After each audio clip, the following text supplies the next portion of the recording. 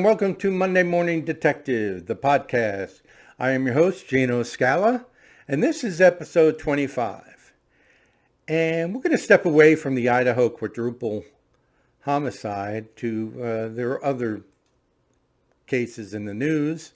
This one caught my eye, and originally it caught my eye in a negative way, but now that I read a bit more closely and read between the lines, I think I figured out what's going on.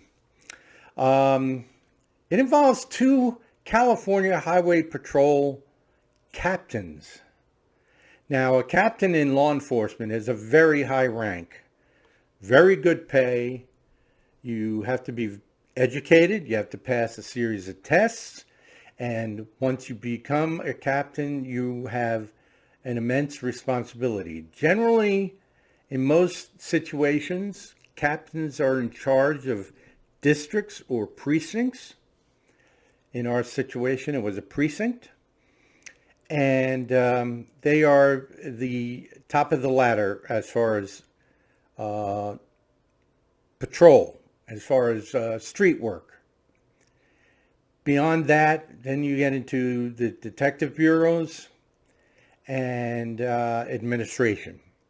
So anybody that becomes a captain outside of patrol, if they're a captain in captain of detectives, is a very prestigious rank. And but beyond a captain, you become a major, I believe, and a major is basically administrative. They're out of the streets. They work for the chief, directly for the chief, their direct report to the chief, and their responsibilities oversee complete areas of responsibility. They could be the major overseeing patrol. They could be the major overseeing detectives. They could be the major overseeing evidence, the CSI and things of that nature. So there may be just a handful, there may be 20 captains, depending on the size of the department, and maybe 5 majors, 4 maybe, and of course only, 1 or 2 assistant chiefs, and then the chief. So that's the basic stair step. So we have these 2 CHP captains. Now, California Highway Patrol is huge. It's a big department because California is a big state. So now I don't know about these 2 people personally, as far as how long they were married, when they were married, etc. But the wife's name was Julie Harding, a very attractive blonde. And, it's incredible that she got to that rank. I mean, there are very few female captains. So kudos to her. Her husband was Michael Harding. And it is unknown by me at what point he retired. But here's the situation. They're married, and they plan to retire together to Tennessee. So evidently he retires first and then goes to Tennessee to set up house. They probably bought a house, some property, and to start a business. She, in turn, was planning to move out there February of 2022 after her retirement. Okay, so I don't know how long he was out in Tennessee. But in September of 2021, he was found murdered in Tennessee. And they quickly determined who killed him, and his name is Thomas O'Donnell. All 3 of these people are Caucasian if that should matter to anybody. And they're all in the, 50 to 60 year age range. In fact, Julie was 49, Michael was 53, and O'Donnell, the shooter, was 60. So now we got that straightened out. Something happened between Michael retiring and going to Tennessee and Julie ever going to Tennessee. Obviously, something happened in September when Michael was killed.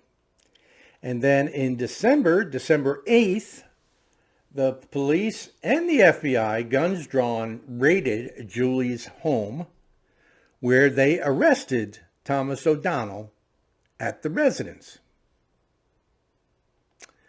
It's unclear if Julie was arrested at that time. She was arrested after the shooting of Michael, for harassing Michael's new girlfriend. So he moves to Tennessee, I guess, while the cat's away, the mice will play. He finds a girlfriend. Julie finds out, and something happened. Michael ends up dead. So in return, Julie harasses the girlfriend, and she's arrested for this, mostly online stuff, but there's video of her stealing Michael's dog from his girlfriend. Julie steals the dog from Michael's girlfriend, and so she's arrested for that, and arrested for hacking into a couple of her online accounts. So Julie is not, the elevator doesn't go all the way to the top. Well, then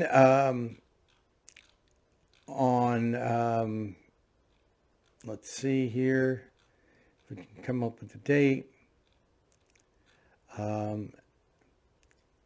After the raid at the residence, which was December 8th of last year, 2 days later, Julie is found dead in her driveway, shot to death. And police do not suspect foul play. When they don't suspect foul play, that's a way of saying she committed suicide, but they don't have the autopsy results back. And perhaps family haven't been notified. But she's found dead, probably with a self-inflicted gunshot wound, either to the chest, which is common for women, to the temple, or in the mouth. We don't know.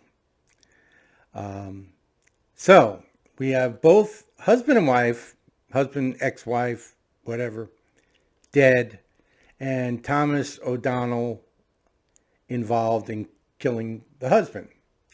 Now, I think it's safe to say that she probably hired O'Donnell to do this killing. I don't know how they met. I don't know the relationship or anything of that nature. But there's probably a financial gain there, and she probably hired him, and that's going to be the end result. He's going to be tried and convicted as a hired hitman, a murderer, and he'll get life without parole, regardless of the state.